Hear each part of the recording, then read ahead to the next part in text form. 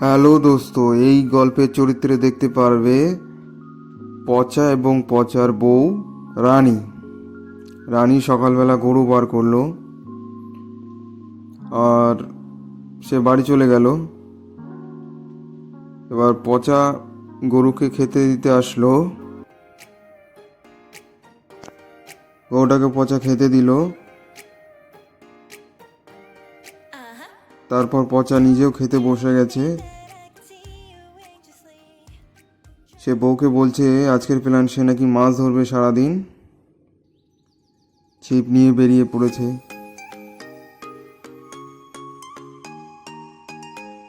ডোবার পাশে দেখতে লাগছে যে কোথায় বসলে ভালো হয়।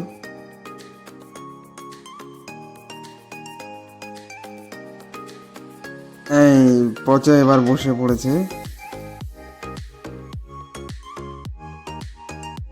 ওয়াও, পচা একটা মাছও পেয়ে গেছে। তাদের খাওয়ার মাছ হয়ে গেছে। বাড়িতে আসলো, বললো রাতের জন্য এটা রান্না করো।